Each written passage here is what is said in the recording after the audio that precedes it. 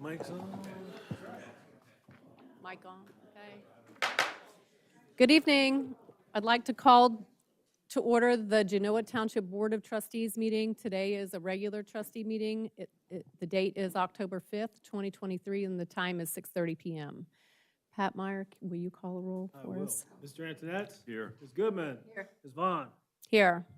Also present, we have Patrick Myers, our fiscal officer, Chief Gamble, Police Chief, Deputy Police Chief, Jim McMillan, Linda Greco, Director of Human Resources, Joe Schaefer, Director of Zoning and Development, Joe Ponzi, Fire Chief, Paul Wise, Township Administrator, Lauren Fitzpatrick, Deputy Director of Road and Bridges and Buildings and Grounds. At this time, I'd like to ask everyone who's able to stand for the Pledge of Allegiance. And Molly McHale, would you lead us in the pledge?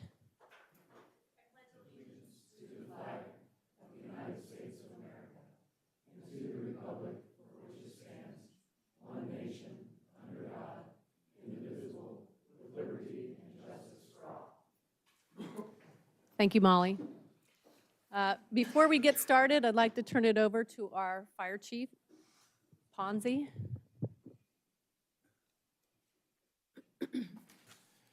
Good evening, Board. Thank you for taking us into consideration and moving us to the head of the agenda. Wanted to relay to you all and everyone that's here and those that are tuning in, do you use that term? Watching live stream about some success stories that we've had in the fire department. We really like when we have the opportunity to relay these stories to the public and especially to you all. This is a story about on July 21st of this year, Genoa Township resident Art Maupin experienced a sudden cardiac arrest in his home, and his wife recognized that Art was in distress and called 911, and her call was answered by the Delaware County Emergency Communications Office, which is what we call DELCOM. DELCOM then dispatched a Genoa Township Medic and Battalion Chief and Delaware County EMS Unit Medic 7 to the residents.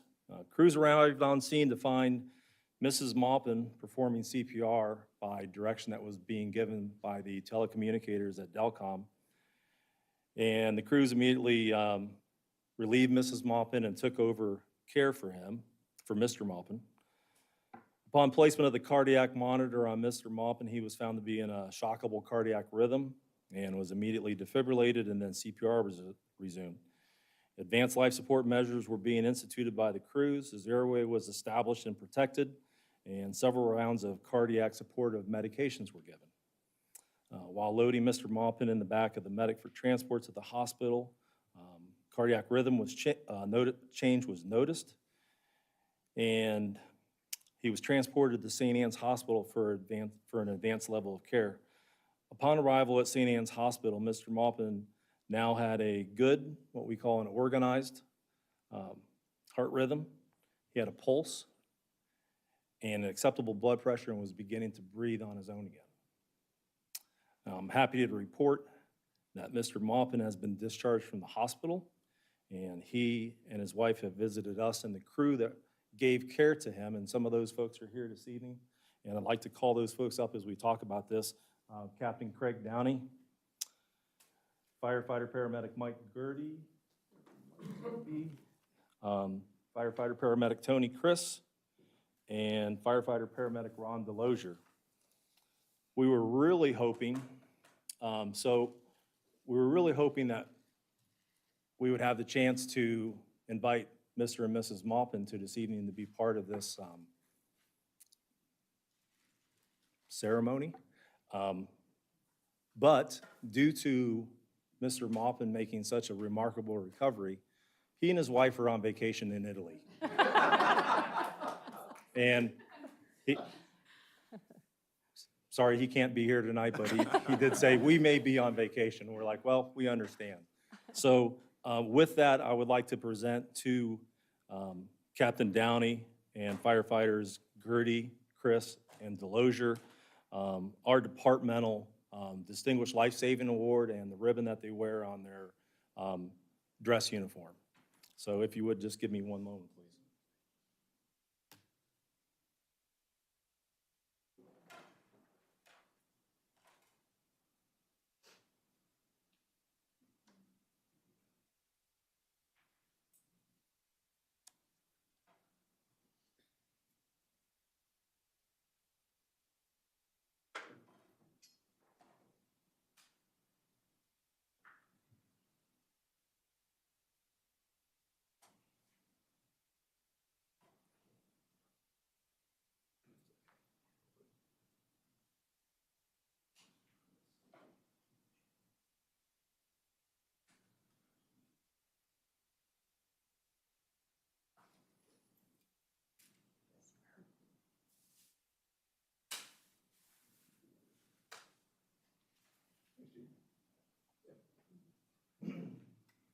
If you would, we don't mind a little round of applause. I mean,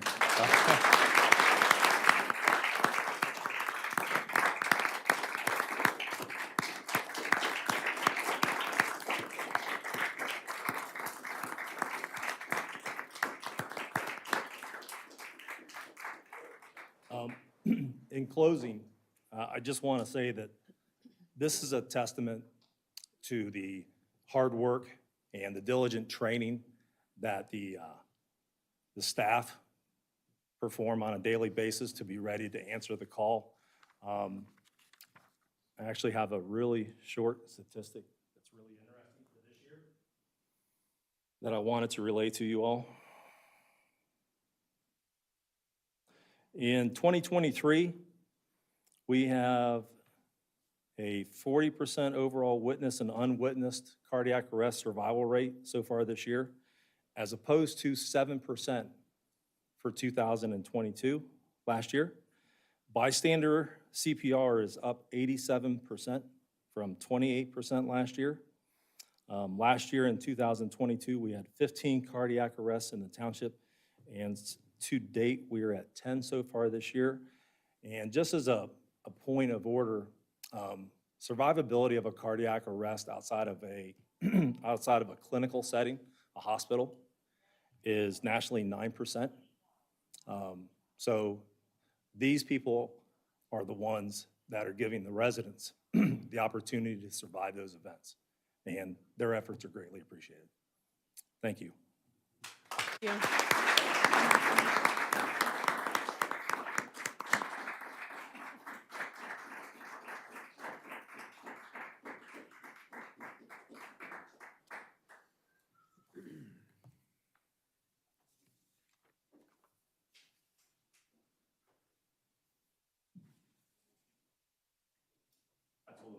Yeah, I'm giving them a minute to clear You want to out. leave before the fiscal report? Pretty riveting. Guess that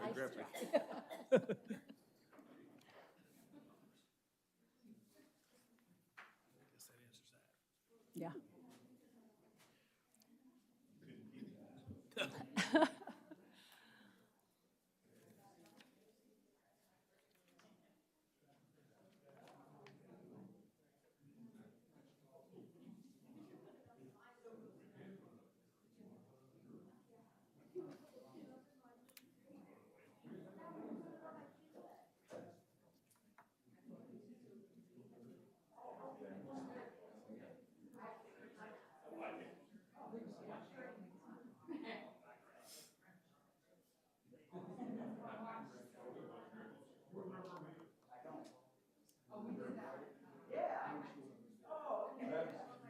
Thank you.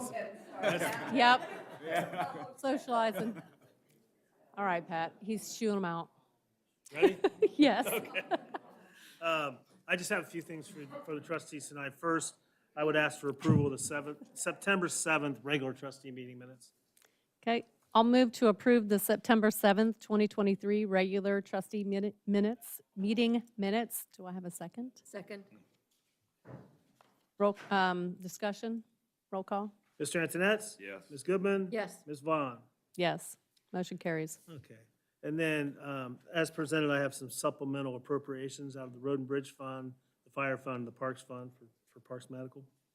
Okay, I'll move to approve the following supplemental appropriation, Road and Bridge Fund, from account 2031-330-230-0000 for $2,000 to account 2031-330-323-00004 for $2,000.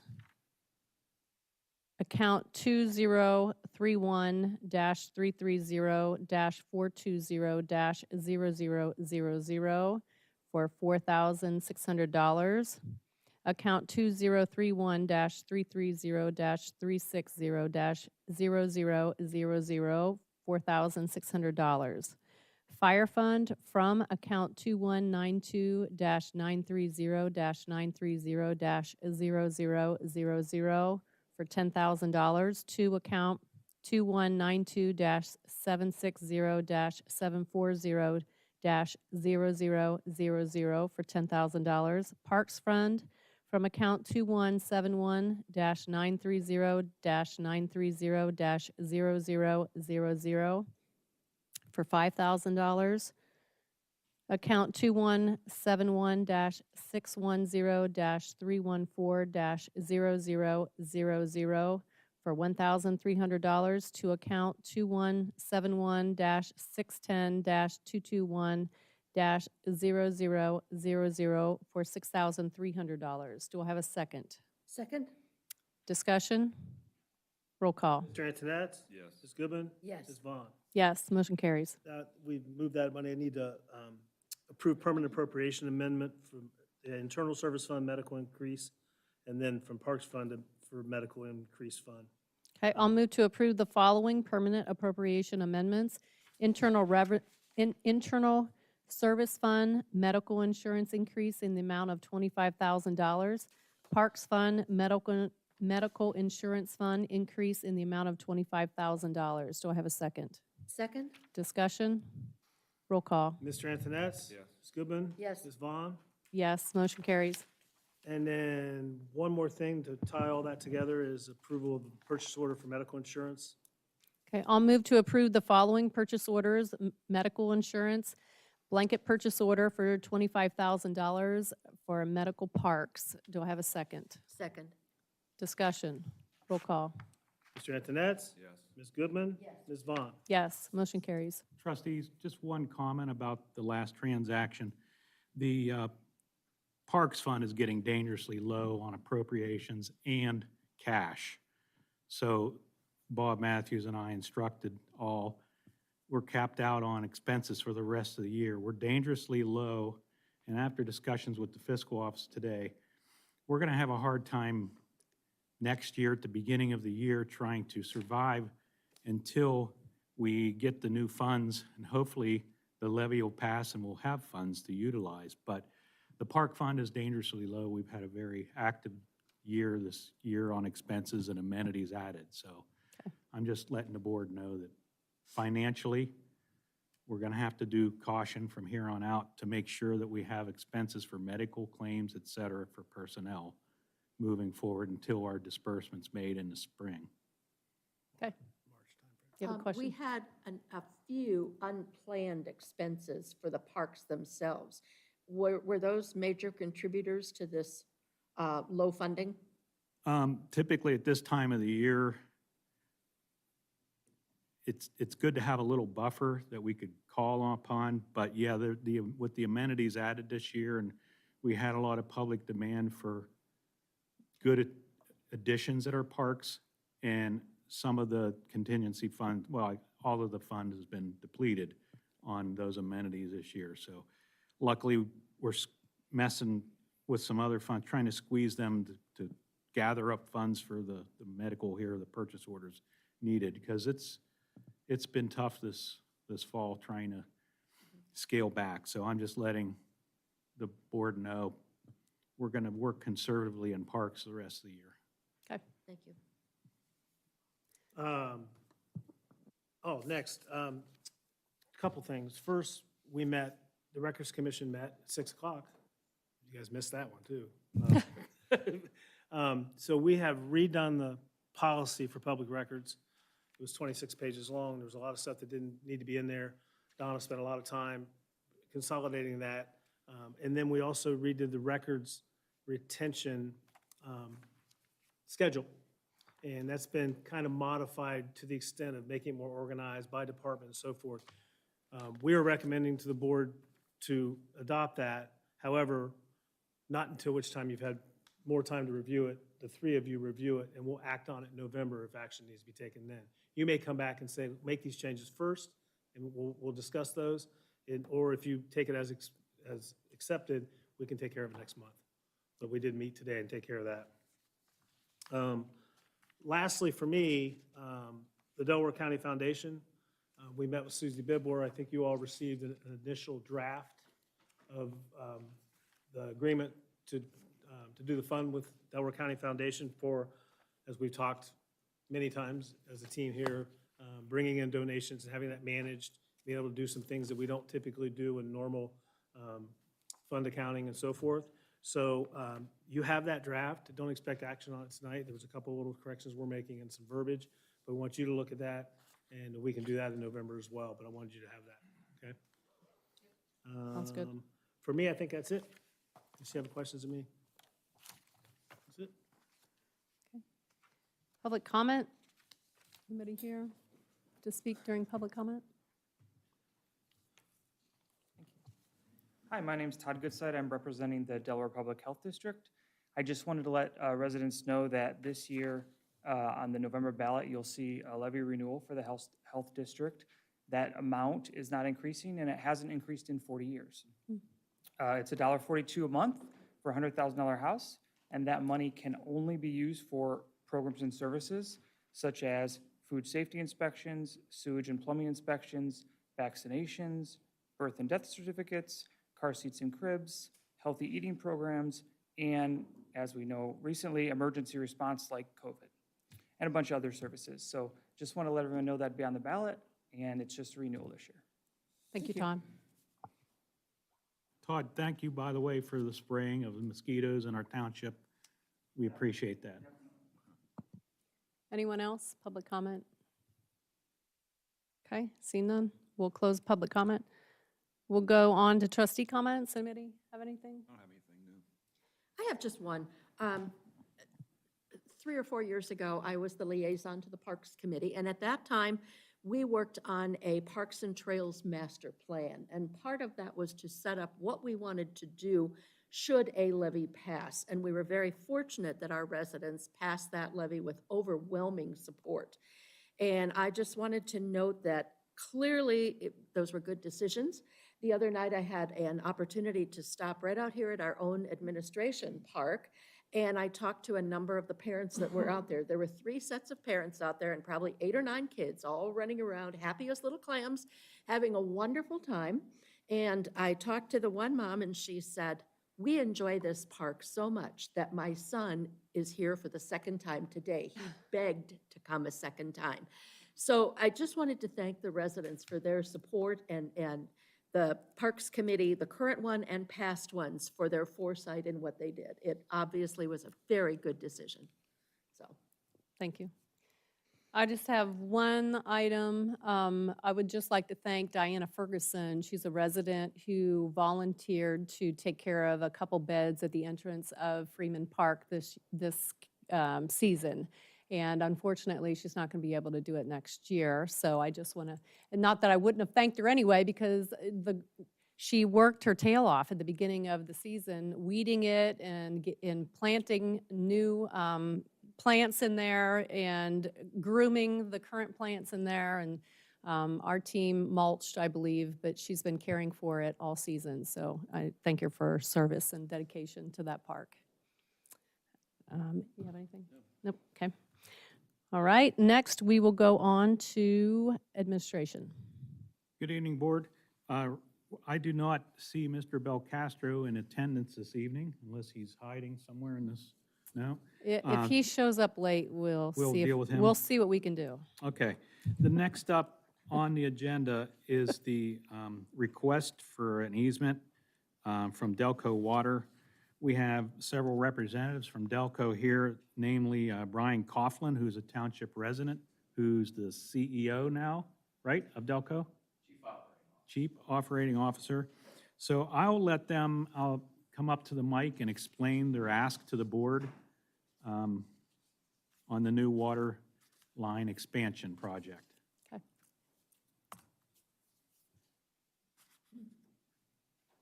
Good evening. My name is Brian Coughlin.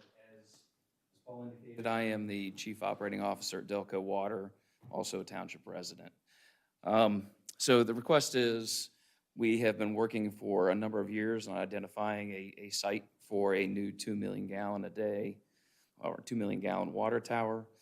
We have secured a site with Roman Elliott Hughes. It is currently under construction.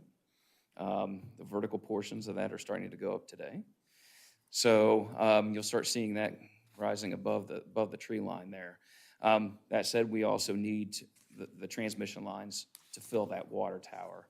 As you know, back in May, there were some emergency watering restrictions due to the extreme demands on our system. And the tower that was most at risk was the 1 million gallon tower here on Oxbow.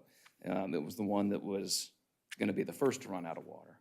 And so we have a serious need for transmission lines to fill this tower and continue to provide the service that the Genoa Township residents are used to. So we've worked with Paul and the team, the rest of the administrative team here, to identify corridors that would work both for Delco Water and for the township, and that is our request, is to secure those easements so that we can get that transmission line under construction. And Delco was very easy to work with. Initially, the new water line was planned to turn from Big Walnut and go north up along State Route 3, and the line was right over the edge of the new police storage facility. So they worked with their engineers and realigned the pipe to go outside of that area. So in case there's ever a need, or if they have to put it in by trenching, they'll be out of the way of the new police facility storage unit. So thanks for working with us on that.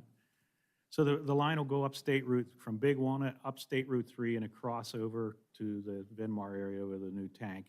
From what I understand, they're boring under State Route 3, but they need permission from our board to be granted to grant the easement in temporary easement areas. Correct? Yeah, up there near the church. As Paul indicated, we're going to bore underneath State Route 3. Paul also requested that we extend that boring underneath the bike path so that we didn't have to open cut the bike path as well. Thank you, Paul. Questions? What part is the temporary easement? What, So for the size of pipe that we're putting in, portions of it are 20-inch, portions of it are 36-inch.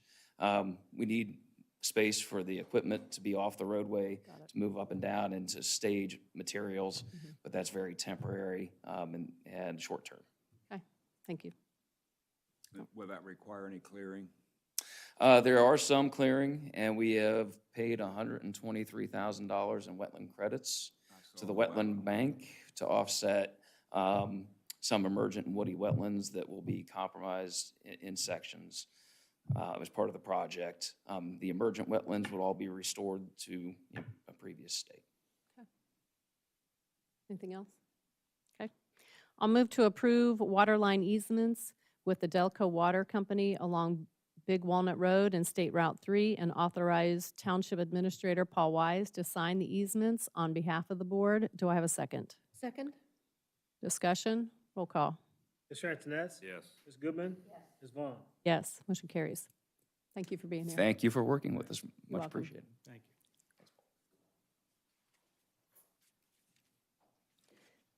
you. Next up on the agenda, board, we've had a meeting before, a special meeting to discuss the fleet management program. And we've ironed out a lot of details recently with department heads about the program.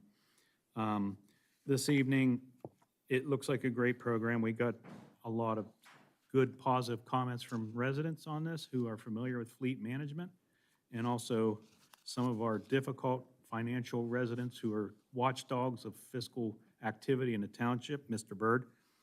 He also gave us seal of approval on the program. So this evening, I'd like to ask the board, and if they don't have any more questions about the program, to move ahead with the lease agreement and the fleet management agreement with Enterprise. Okay, I'll move to enter into an agreement with Enterprise Fleet Management for a township-wide vehicle lease and maintenance agreement, and authorize Township Administrator Paul Wise to sign the agreement on behalf of the board. Do I have a second? Second? Discussion. Paul, this is just to enter into an agreement. We have not decided which departments and which vehicles will be leased, correct? That is correct. We'll provide a list. There's a recommended list that Fleet gave us that needs some editing, because some of the vehicles were pulled off of that list because it makes sense for us just to keep some of the cars due to their lack of value, it's better to have transportation instead of including those, but I can present those to you at the next meeting for your approval. And the prosecutor's office Yes, the tweaked the prosecutor contract? office has vetted this whole program, read through the agreement, and even added the addendum page, it's on the last section, that they use for the county vehicles. So a good thing about this program is that once the vehicles are included in the fleet management system, that they will handle the accountability of the maintenance. All we need to do is go to specific garages and scan, and things will be taken care of maintenance-wise on these leased vehicles. So the plan is, as we discussed in the special meeting, almost all of the cars will be paid for up front by the township, except for $1, and that dollar will stay, we'll keep the vehicle in a leased position for the duration of lease until it's ready to be turned over for the next vehicle. Another advantage of this program, and it would save time internally administratively, the enterprise will take care of filing for any license plates and title work for us. So we have a lot of administration time filing for gratis plates, and that's something that they would do for us. So that'll save time. Anybody else? What is the length of this contract, and is it an at-will from either side? You got me there, Connie, because I have dealt with so many numbers this week. Sorry. And what was the second question? Is it at-will from either side? Can they drop us? Can we drop them? Yeah, it says the term of the agreement for each vehicle begins on the date of such vehicle is delivered by the lessee and unless terminated earlier in accordance with the terms of the agreement. So if we choose at any time to terminate, we just pay them the dollar and the lease is finalized. And the So- same thing with the program. We The can same say as- yes. enough and, And okay, we just pay off our vehicles. They'll send us the titles. okay. Depending how this works for us, I want to make sure that we have an out. Yes. You know, it looks good, but you never know. Yep. Okay. I agree. And interest, because we're paying all but $1. There's no interest, Right. basically. I know that our work session wasn't recorded, so for people listening, that's why there was consensus amongst the trustees that we weren't interested in the traditional lease program because we typically don't lease or apply for a loan for our vehicles, we pay cash. So that was a deal breaker if we couldn't do it. And they'll also handle disposal if we want. Yeah. Mark, you have any questions? Okay, all right. All right, roll call. Mr. Antoinette? Yes. Ms. Goodman? Yes. Ms. Vaughn? Yes, motion carries.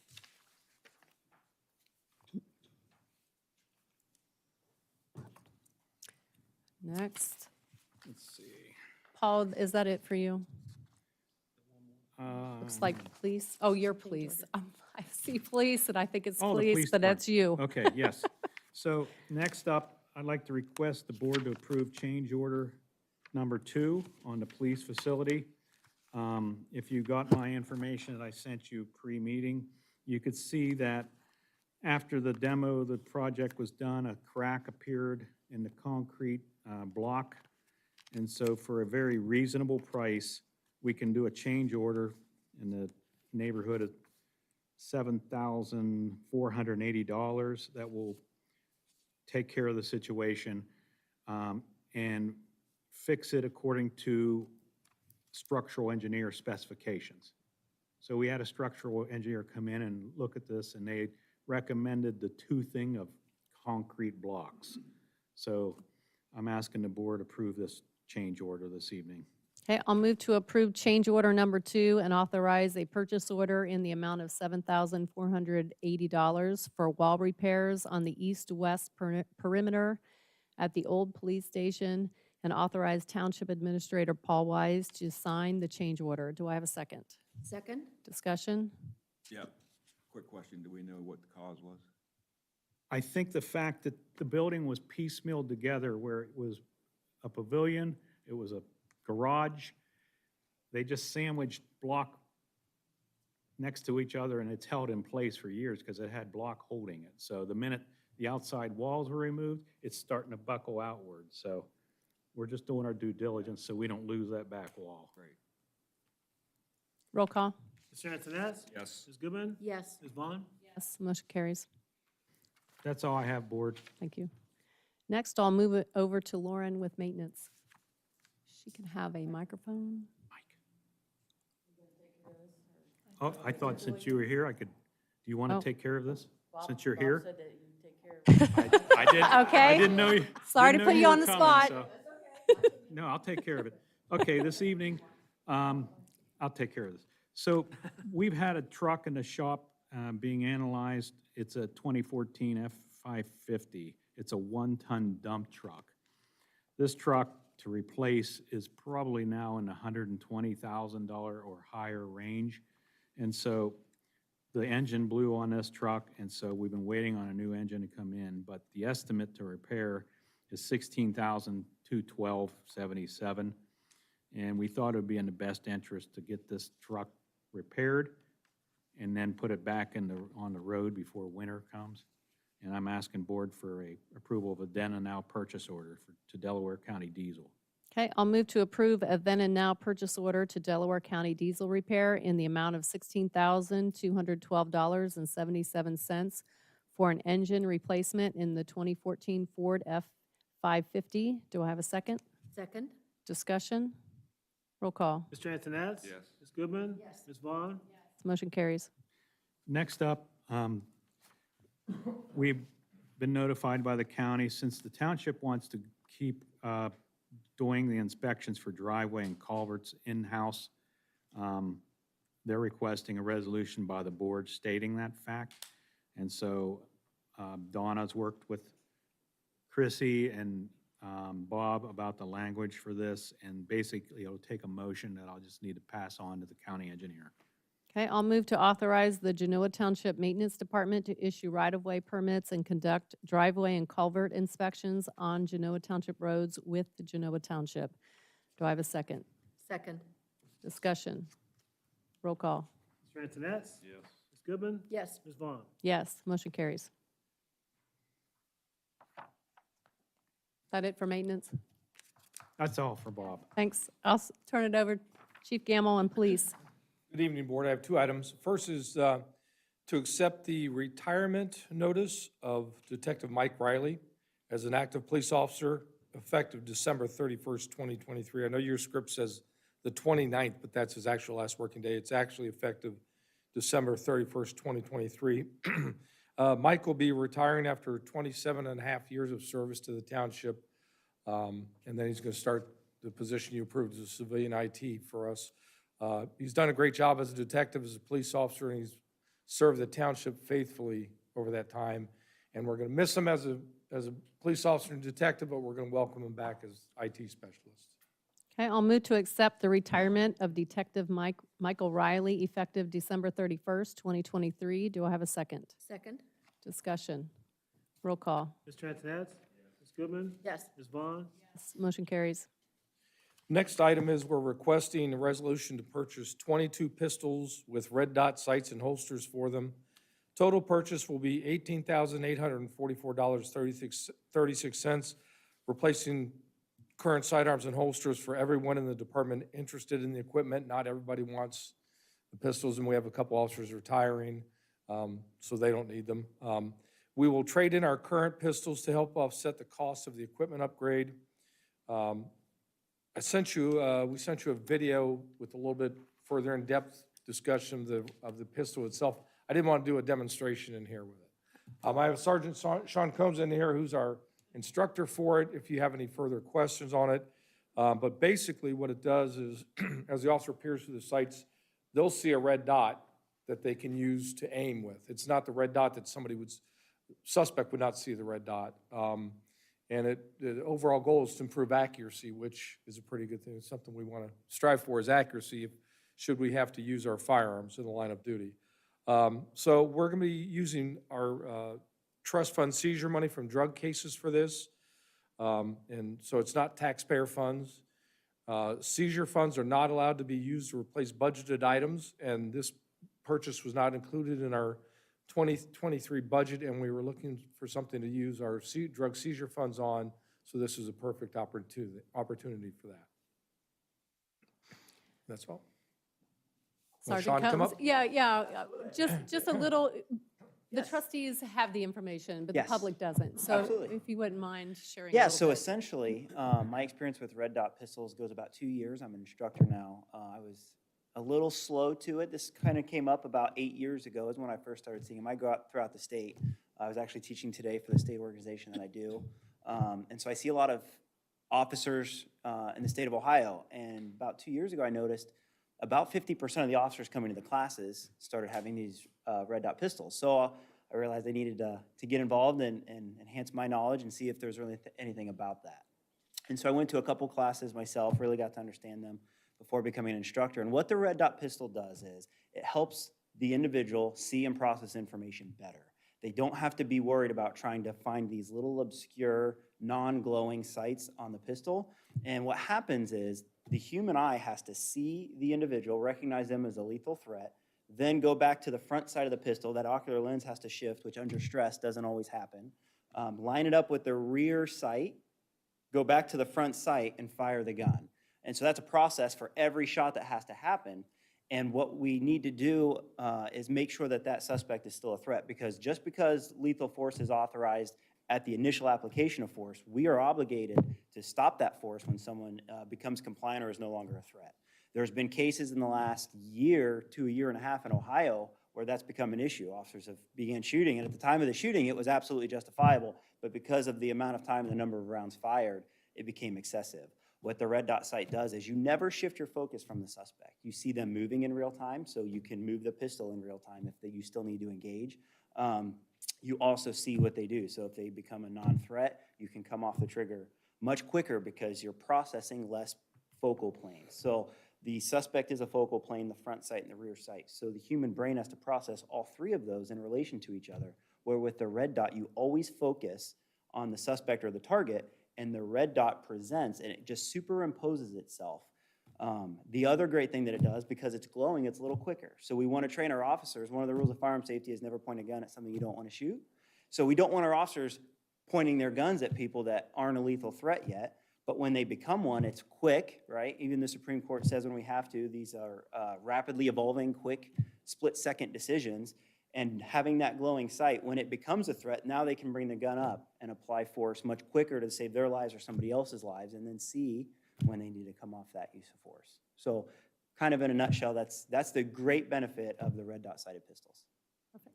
Thank you. Yeah. Anybody have Any questions about anything with the equipment or? If it's my understanding, if I'm understanding it correctly, we do not have an option to add on a red dot to current pistols like we would a laser to a normal pistol. Great, yeah. But you have to actually have that complete unit purchased that way. Is that correct? Great question. So there is an option we could try to, it's called milling. Essentially, it's cutting the slide from manufacturer specification. Now, that takes it outside of manufacturer specification, so warranties are out of there. So it's possible, but also finding a company to do that, none local, so we'd have to ship it, we'd be down the weapons, getting it done and back. And with the buyback program, it essentially comes out to about the same cost. So while that's possible, it's, in my opinion, it's better to go with a manufacturer out-of-the-box ready gun that we can just mount it straight on there. I It's would been agree. tested, I it's been just tested want- by the factory to work, and we know it works, and I agree. I just felt I needed to ask the question. yeah, no, I'm glad you did. Yeah, I'm very glad you did. Perfect. Any All other right. questions? Yeah, I just got a quick one. Yeah, Is there absolutely. a training process that's involved this before they receive the weapons? Yes, absolutely. So, like I said, I've went and now I'm a certified red dot pistol instructor. We're looking to send at least one of our other firearms instructors to that an upcoming class if this gets approved. But as of right now, I also have members of the Delaware Tactical Unit, which I'm a member of, and we help everybody on the board. So currently, to get the initial training done for that, I will do that and probably reach out to one of my fellow members that's a certified instructor from the Delaware Tactical Unit to help us get that initial training done. And it's going to be at least an 8-hour day is what we're looking at doing, because it's going to, when you do something a certain way for a long time, to get that brain trained to not try to go to that front sight, it takes a little bit of time, but in about an 8-hour day, which is recommended, you know, the A lot of departments, that's the average, is about 8 hours. That was my recommendation, having gone through this myself and knowing that there's a change to that. So we will go through the 8-hour day. At the end of that initial 8-hour day, we're going to have them qualify. They're going to qualify with both the red dot, and the intent is also to have them qualify with their iron sights, because we have backup iron sights mounted on the gun, just in case that red dot were to fail. So they're going to, at the end of that day, qualify with both and then leave with that gun. And then we'll just roll that into our typical in-service firearms training that we do. Great, thanks. Yeah, absolutely, sir. Thank you. Okay, Anyone else? thank you very much. Roll call. Mr. Antoinette? Thank you, Chief. Yes. Goodman?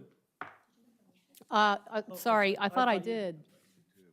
But maybe not, no? I don't Just have in it, but I case. seconded the Okay, motion. so- okay. I don't either, so probably Okay. not, so thank you. Move to approve a purchase order to Vance Law Enforcement in the amount of $18,844.38 for the purchase of pistols for the police department. Do I have a second? Second, Thank you. Roll call. Mr. Antoinette? Yes, again. Ms. Goodman? yes. Yes, motion carries. If there's any questions for me? Thank you.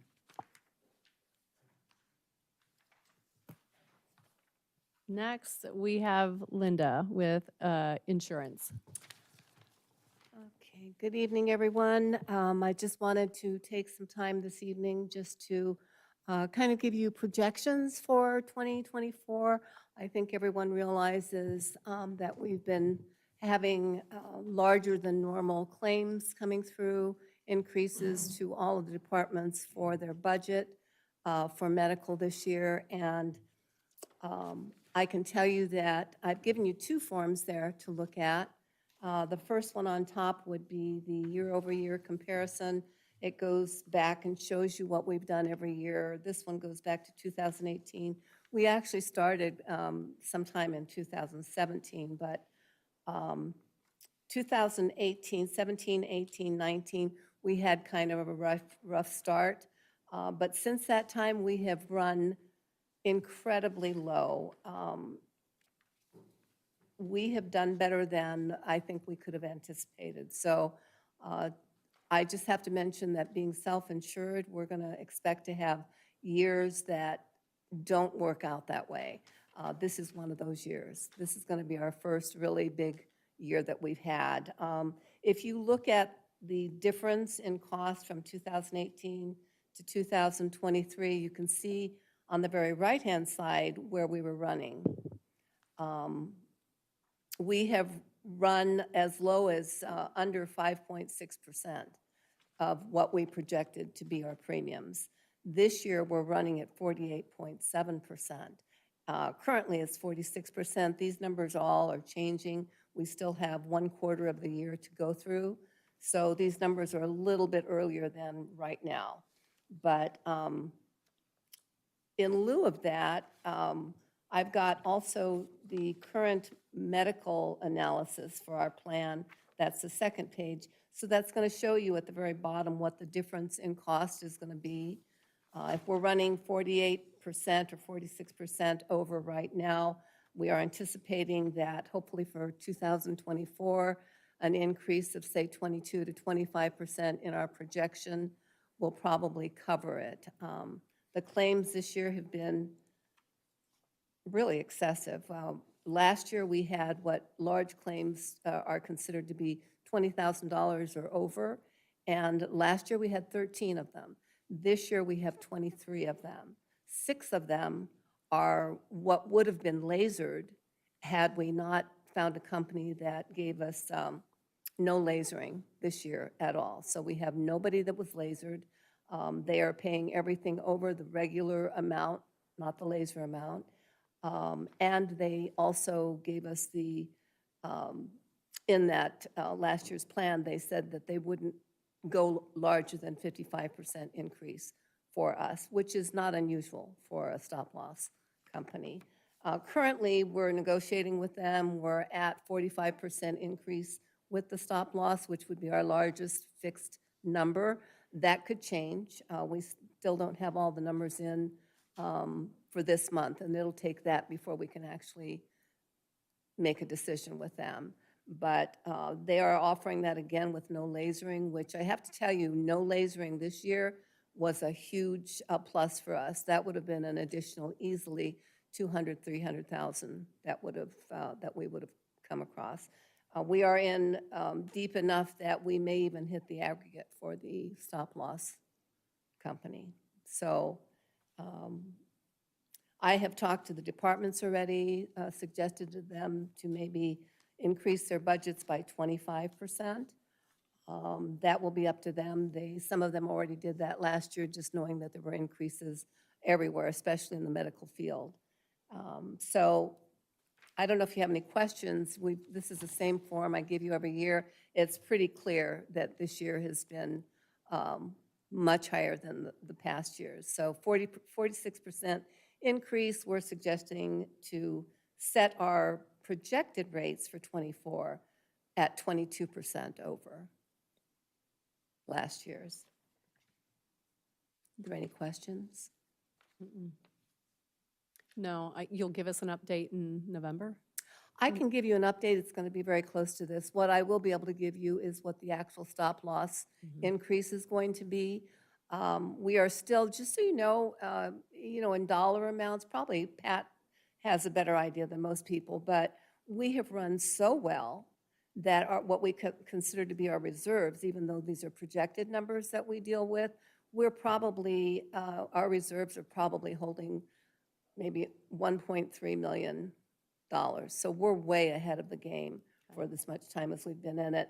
I would think that we're still, even after all of this increase, after this 46%, we're still ahead by at least $1 million. So, and I'm hoping that next year, the large claims will drop to kind of normal amounts, like last year was 13. This year we've got 10 more, and 6 of them are lasers, or laser amounts. So I feel like we're still doing very well, and we're going to have these years. There's no way around it. I know that we generally set the rates for insurance for our staff at the reorg meeting in January. Will we have information no later than our December meeting so that we will be able to look through it and determine what those new rates will be, or a ballpark figure? I'm going to come to you hopefully next meeting Okay, with those good. rates. Yeah, we'll definitely want to know what those rates are, but we're looking currently at raising them by 22%. I just want to make sure. Sure, absolutely. All right? Questions, Mark? I don't. Okay. All right, thank you, Linda. Sure. All right, last is zoning.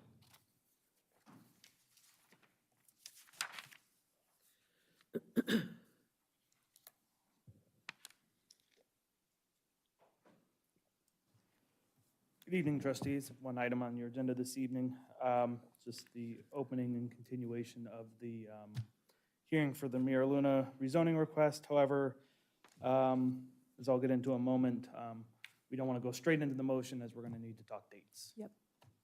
Okay. So I'll move to call the following continued hearing to order at 7:19 p.m. And I'll read the legal notice. First of all, case number ZC 2022-06, Mira Luna zoning map amendment, AKA rezoning and preliminary development plan, opened and previously continued from September 7th, 2023. Romanelli and Hughes requesting approval of a rezoning and preliminary development plan to construct 159 single-family dwellings on approximately 129.5 acres west of Rome Corners Road, including 3570 Rome Corners Road, PIN 317-2100-500, 3000, 3774 Rome Corners, PIN 317-2100, 500, 8,000, and 317-2100, 500, 9,000. 3912 Rome Corners Road, PIN 317-2100, 500, 9001, and 3990 Rome Corners Road, PIN 317-3100, 500, 10000, all in Galena, Ohio, 43021, currently zoned rural residential RR, seeking rezoning to planned residential district PRD, also known as Mira Luna, ZC case number 2022-06. All right. I think Um, on go the ahead. 3990 Rome Corners, you might want to repeat the PIN. I believe there Thank was you. a 321 instead of a 2, or it wasn't what it says. Okay, I'll just read, Instead of 21. Yeah. I'll do it again. Thank you. Just that Thank one. you. PIN 317-2100-501-00000. Thank you, Connie. Mhm. Thank you. So for the last couple months, as you recall, we've been just continuing this on to the next regular trustees meeting as the applicant continues to work with some of the neighboring residents, which they continue to do, but they do think they're to the point where they're ready to actually get a date on your calendar for the substantive hearing, where we will actually have presentation of materials, public comment, discussion. I sent you out a list of dates earlier today. The applicant sort of pared that list down, and then in talking with Mr. David Fisher, who is here this evening representing the applicant, he basically told me they're thinking probably they still have some work to do, so those last 2 December dates are probably the most likely options for them, the 18th and the 20th, assuming that works for the board. So let's maybe start there. You can see staff had an asterisk next to the 18th. Certainly as I think you closer and closer to the Christmas holiday, people, especially the public, start having travel plans, probably harder and harder to get to a meeting. So I guess I'll turn it back over to the board for discussion on that point. I'm available both those days. I'm available also. I can do either one. Mr. Fisher, do you have a preference?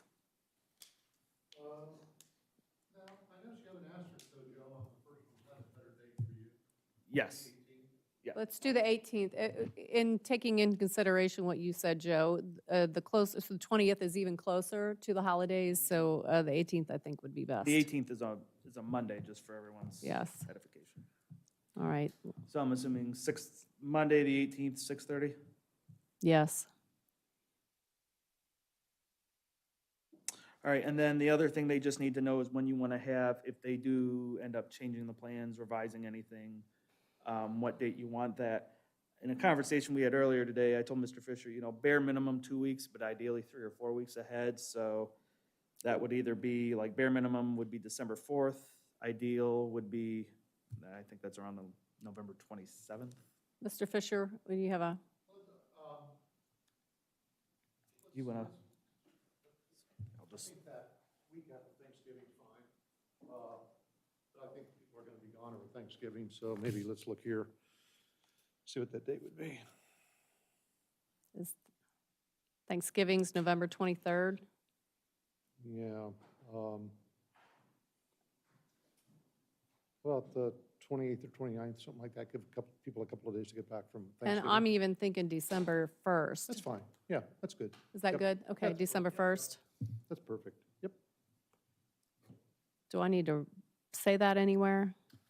I don't think that's necessary. Mr. Fisher just heard you, so. Nope. As long as you Okay. agree, We got that's the the recording. scheduled, All right. date and scheduled materials, that's Okay. fine. And by the way, we are still working with neighbors, which is Okay. why the ongoing delay. So Okay. we just had a conversation with them today, so. Okay, great. Good? All right. Thanks. All right, so I'll move to continue the public hearing for the subject zoning map amendment, AKA rezoning and preliminary development plan application as requested by Romanelli and Hughes, ZC case number 2022-06, also known as Mira Luna, until Monday, December 18th, 2023 at 6:30 PM in the Genoa Township Hall. Do I have a second? Second? Okay, discussion, roll call. Mr. Antoinette? Yes. Ms. Goodman? Ms. Vaughn? Yes, motion carries. And I will move to close the hearing at 7:25 PM. All right, anything else? Was that a motion, or were you Thank just you. closing the hearing? It just says Okay. closed. You said Do I need motion, to so I do a didn't know if you were looking motion? for a second. No, I don't think you need to, I don't think. it needs to be a I thought motion. I said I am going to close, Oh, but maybe maybe I- I did perhaps I say, misheard I you. don't know. I'll take it back and I'll just say I'm going to close the There we hearing go. at 7:25 in case there's. Perfect. That's Thank the you, only Mr. item I Fisher. had for you Okay. this evening, unless you have anything for me. Nope, I don't. Yep, I have one other item I just thought of. The township was going to take a recommendation from the Parks Board and apply for a Preservation Parks grant that would be on Freeman Road, running from the Freeman Park down to Sugar Maple Drive. So we were going to apply for that section of the trail. But one of the requirements for filing for the trail grant was that we have an engineer's estimate and follow through with that formal bidding process. Through the discovery of receiving the engineer's estimate, we discovered that following engineer's estimates, no offense, Mark, the cost of the trail would probably be quadrupled. So in order to save township funds, we decided not to apply for that grant for townships, for our township trail on that. It's cheaper if we did it forced labor in our own department. To tell you the truth, it would be a waste of township funds to go apply for the grant. I know that's crazy for me to say that, but it makes sense for us on a township road. If we have easement, or if we have enough room, et cetera, then it's financially a wiser decision to not go for a government grant. So I'm just letting the board know that. Thank you for the update. Sure. Okay, anything else from anyone else? All right, announcements. October 9th, offices are closed for Columbus Day. October 12th, Communications Advisory Committee. October 28th, Trick or Treat Village, Fire Safety Open House, and I believe that's from noon to 3? Okay, thank you. And October 31st is Halloween. Trick or treating is from 6 to 8 p.m. in the township. November 1st, Parks Advisory Committee. Next regular trustee meeting is November 2nd, 2023. At this time, I will move to adjourn to executive session at 7:28 p.m. to prepare for conducting and reviewing negotiations or bargaining sessions with public employees concerning their compensation or other terms and conditions of their employment, and to consider the investigation of charges or complaints against a public employee. Do I have a second? Second? Discussion? Roll call. Mr. Antoinette? Yes. Ms. Goodman? Yes. Ms. Vaughn? Yes, motion carries. We're adjourned at 8:28.